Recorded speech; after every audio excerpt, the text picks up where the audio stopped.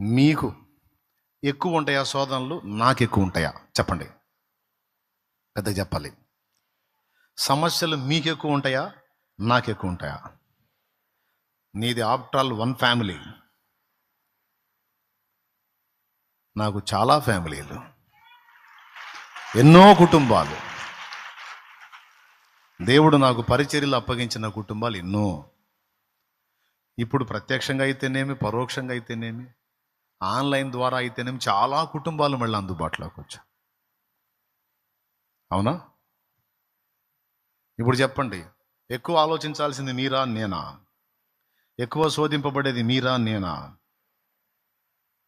చెప్పరింది అయ్యా, కరెక్టేనా? Mental tensions నాకు ఎక్కువ, మీకు ఎక్కువ?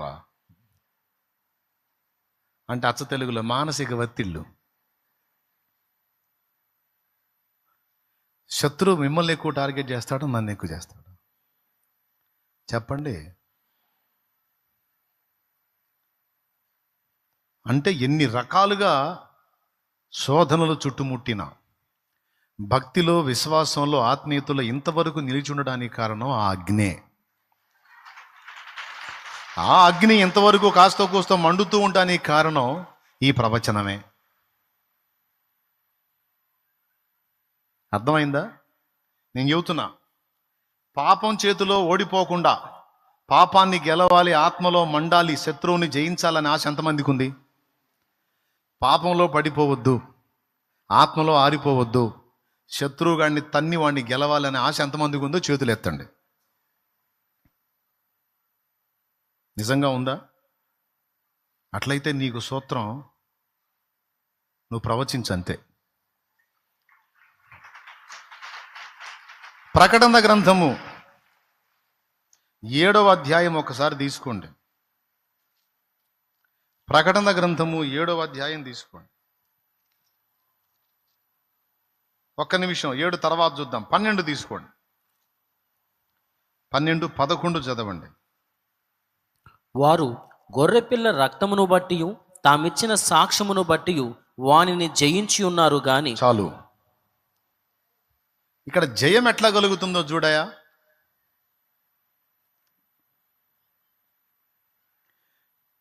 జయం ఎట్లా కలుగుతుందో ఒక్కసారి మీరు ఆలోచించి చెప్పండి నాకు. శత్రువు మీద జయం ఎలాగో కలుగుతుందో ప్రకటన గ్రంథం 12, 11 సాక్ష్యం ఇచ్చింది. వారు గొర్రెపిల్ల రక్తమును బట్టి తామిచ్చిన సాక్ష్యమును బట్టి వానిని జయించున్నారు. తమ్ముడా, ఇతరులకు ప్రభువుని గూర్చి సాక్ష్యం ఇవ్వటం కానీ నువ్వు ఆపేస్తే వాడు నిన్ను ఓడగొడతాడు, నీ పొజిషన్ ఓడగొడతాడు వాడు. ఇప్పుడు దానికి దీనికి లింక్ అయిందా? ఆత్మను ఆర్పకుడి ప్రవచించుటను నువ్వు కొనసాగిస్తే ఆత్మ అది. ఇప్పుడు నువ్వు ఇచ్చే సాక్ష్యాన్ని బట్టి వాడిని జయిస్తావు. అరే, నువ్వు సాక్ష్యం ఇస్తే వాడు ఎట్లా ఓడిపోతాడు? ఎందుకంటే సాక్ష్యము ప్రకటించుచున్న ప్రతిసారి కూడా పరిశుద్ధాత్మ నీలో మండుతాడు గనుక వాడు నీ దరి చేరలేడు. సాక్ష్యం ఇచ్చుట ద్వారా, ఇతరులకు దేవుని వాక్యాన్ని, సువార్తను ప్రవచించుట ద్వారా 2 మేలులు. నీ ప్రవచనం వినేవాడు మారతాడు, వాడు భద్రంగా ఉంటాడు. ప్రవచించే నీ ఆత్మీయ జీవితం కూడా భగ్గున మండుతుంది. ఎవరైనా పాపంలో పడ్డారు, బలహీన పడ్డారు, చెడిపోయారంటే మొట్టమొదటి కారణం ఏంటో తెలుసా?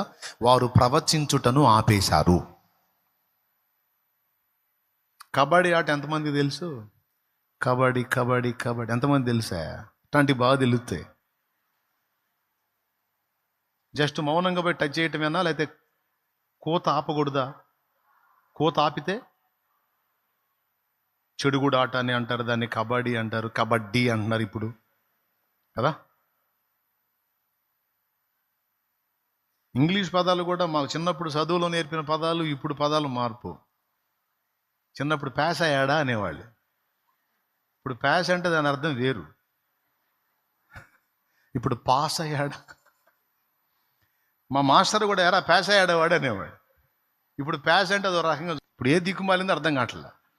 దేవునికి స్తోత్రం కలుగును. కరెక్టా కాదా నేను చెప్పింది? ఏందని అటు చూస్తారు? మనం చదివినప్పుడు అయ్యే కదా వాళ్ళు వాడిన పదాలు. సరే, ఇప్పుడు కబడ్డీ సంగతి మాట్లాడుకుందాం. మనకి ఇప్పుడు పాసో తర్వాత సంగతి. కబడ్డీ వాడు అవతల పర్సన్ టచ్ చేయడానికి గీత దాటి అవతలకి వెళ్ళినప్పుడు వాడు 2 చేయాలా. ఒకటి, కూత ఆపకూడదు. నలుగురు పట్టుకుని వాడిని పడేసినా సరే కబడ్డీ కబడ్డీ కబడ్డీ కబడ్డీ కబడ్డీ కబడ్డీ. పల్లెటూరులో చెడుగుడు. ఏదో ఒక సౌండ్ అనేది బ్రేక్ అయిన నాడు వాడు అవుట్. కబడ్డీ ఆట సంగతి పక్కన పెడితే మన ఆత్మీయ పోరాటంలో సువార్త ప్రకటన ప్రవచించుట అనే ఈ కోత మాత్రం ఆగకూడదు. కావాలంటే మీ ఆత్మీయ జీవితం పరిశీలించి చూసుకోండి. మీరు క్రీస్తుని గురించి ఇతరులకు భారంతో పరిచయం చేసినంత వరకు భగ్గున మండారు. మీరు భద్రంగా ఉన్నారు. మీ మాటలు ఎన్నోళ్ళు కూడా భద్రంగా ఉన్నారు. మీరు ఎప్పుడైతే ప్రకటించడం అనేది ఆపేశారో పాపంలో పడ్డారు. ఒక్కసారి మీ ఆత్మీయ జీవితం పరిశీలించుకొని నాకు చెప్పండి. కోత ఎప్పుడైతే ఆగిందో వేటు పడింది నీ మీద, దెబ్బ పడింది నీ ఆత్మీయ జీవితం మీద. ప్రకటన అనేది మెయింటైన్ చేస్తున్న వాళ్ళు అప్పటి నుంచి ఇప్పటిదాకా భద్రంగా ఉన్నారు. సువార్త ప్రకటన అనేది ఎవరైతే ఆపేశారో వాళ్ళ మీద దెబ్బ పడింది. ఆత్మ ఆరిపోయిన పరిస్థితికి వెళ్ళిపోయారు. దీన్ని ఎంతమంది ఒప్పుకుంటారో చేతులు ఎత్తండి. అర్థమై చేతులు ఎత్తారా? అర్థం కాకుండా ఎత్తారా? ఏం అర్థమైంది చెప్పండి. మనలో మన మాట. ఆత్మీయ పతనం వైపు నువ్వు నడిచావు అంటే నువ్వు సువార్త ప్రకటన ప్రవచించటం అనే దాన్ని ఆపినందువల్ల నీకు ఆ శ్రమ కలిగింది. శోధనకు చిక్కావు. కోత రన్నింగ్లో ఉన్నంత వరకు నువ్వు గెలుపులోనే ఉంటావు. కోత ఆగిందా, పాము వచ్చింది నీ దగ్గరికి. ఈడేదో సౌండ్ ఆపాడు, కాస్త శోధిద్దామేండి. సత్క్రియ చేయని ఎడల వాకిట పాపము పొంచి ఉండును. వాకిట పొంచి ఉన్న పాపము యొక్క కాటు నీ మీద పడకుండా ఉండాలంటే సత్క్రియ చేయాలి. సత్క్రియల్లో మొట్టమొదటి స్థానంలోకి వచ్చేది ఒక ఆత్మ నశించిపోకుండా రక్షింపబడినట్లు సువార్త ప్రకటించుట.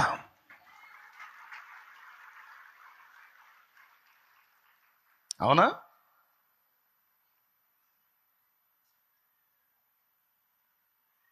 నిజంగా మీరు ఆలోచిస్తున్నారా సీరియస్గా? చాలామంది నేను ఎందుకు పడిపోతున్నాను, నేను ఎందుకు నిలవలేకపోతున్నాను, నేను ఎందుకు వీక్ అవుతున్నానంటే రహస్యం ఇది తమ్ముడు. ప్రకటన చేయవు నువ్వు.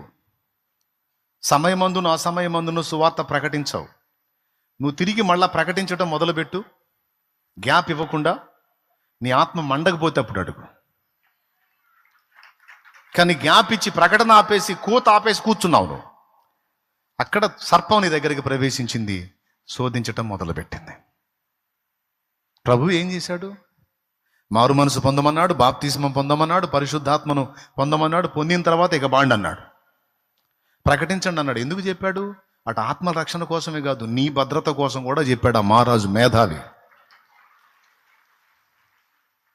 ఇప్పుడు పౌలు ఏమన్నాడు? అయ్యో, సువార్త ప్రకటింపకపోయినడలా నాకు మేలు అన్నాడా?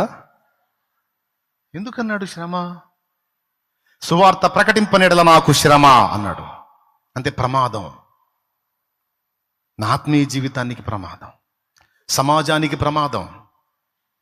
సమాజం మేలు పొందినట్లు నా ఆత్మీయ జీవితం క్షేమంగా ఉండినట్లు నేను ప్రకటిస్తాను.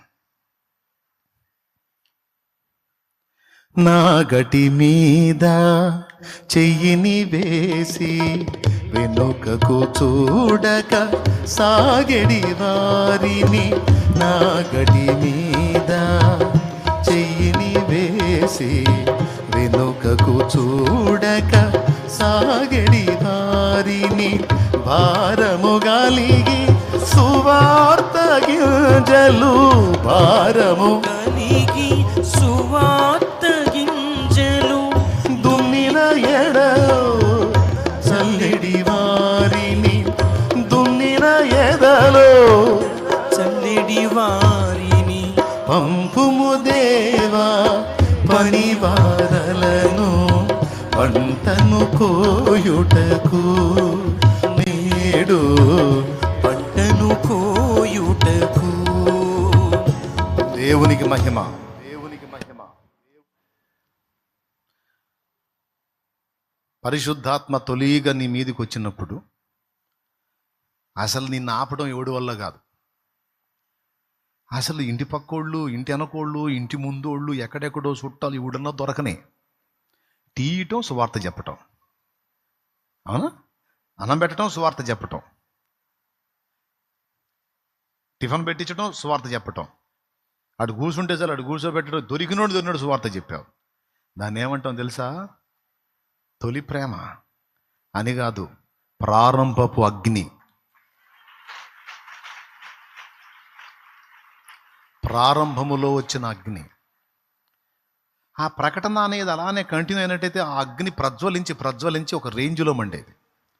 నువ్వేం చేసావంటే కొత్తగా కళ్ళు తెరిచినప్పుడు అందరికీ చెప్పి చిన్నంగా లేదు, కొన్ని ఎదురు దెబ్బలు తేలేసరికి, ఏది నీ జీవితంలో కావచ్చు లేదా ప్రకటనలో కావచ్చు, కొన్ని ఆటుపోట్లు ఎదురేసరికి చిన్నగా సప్పబడ్డావు, లేదా రొటీన్ ఫీల్ నీకు కలిగి ఏదో మొత్తానికి సైకలాజికల్ ప్రాబ్లమో, లేకపోతే నీకు సామాజిక ప్రాబ్లమో, లేకపోతే ఫ్యామిలీ ప్రాబ్లమో వచ్చిన వాళ్ళకల్లా అలా చెప్పి మైండ్ తింటున్నావు. చండాలంగా అనుకుంటున్నారండి నీ గురించి.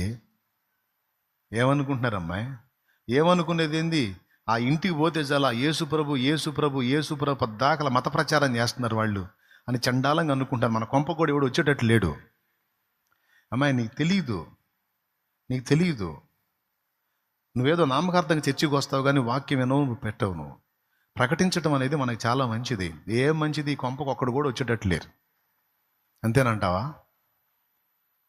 సరే, అట్టయితే ఇక చెప్పంలే ఎవరికి. చుట్టాలుగా వచ్చినప్పుడు వాళ్ళని చుట్టాలుగా పలకరించి అంతవరకు ఏదో ప్రేమ చూపించి పంపిస్తే పోయిద్దండి. దొరికిన వాళ్ళకల్లా యేసుప్రభు నమ్ముకోండి ఇంత మ్యాటర్ చెబితే ఎట్లా అండి వాళ్ళకి? ఇట్లాంటి శోధన ఇంట్లో ఏర్పడ్డప్పుడు నీకు జబ్బుద్ది అయిద్దా? మొత్తానికి ఎట్లా చల్లారావు. ఈరోజు అది ఎంత నాశనం అయిందంటే అది నీ ఆత్మీయ జీవితానికి, ఇంట్లో వాళ్ళ ఆత్మీయ జీవితం మొత్తానికి పతనానికి కారణమైంది. తామిచ్చిన సాక్ష్యమును బట్టి జయం దొరికిందంటే సాక్ష్యం ఇవ్వటం అనేది ఆగిపోతే, పరమతముల దూషణేల పరిహసించి పలుకుటేలా, పరమతముల దూషణేల పరిహసించి పలుకుటే, నాకు తెలిసినంత వరకు నాదుడు యేసయ్యను గూర్చి సాక్ష్యమిచ్చేదా, మన స్వామి యేసు దేవుడంచు సాక్ష్యమిచ్చేదా. ఏమండి? సాక్ష్యమనగా కనిన వినిన దేవునికి స్తోత్రం కలుగునుగాక. సాక్ష్యమిచ్చేదా.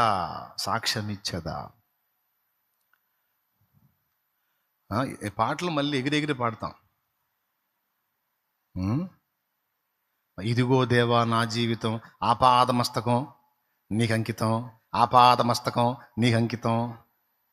ఆయన నవ్వుకుంటాడు, అన్ని అబద్ధాలే, ఆపాదమస్తకం పిండా కూడలేదు అని నవ్వుకుంటూ ఉంటాడు ఆయన.